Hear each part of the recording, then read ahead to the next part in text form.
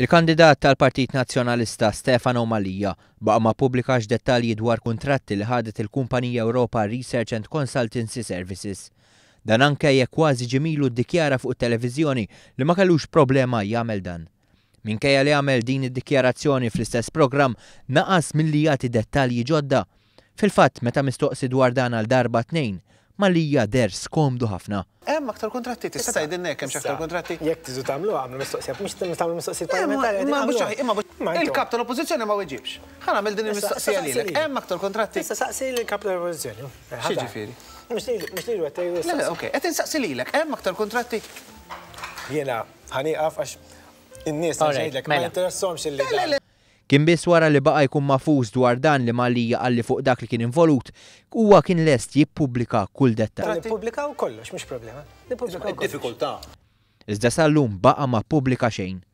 Fl-aħħar snin il-kumpanija Europa Research and Consultancy Services ħadet iktar minn €1,200,000 f'kuntratti.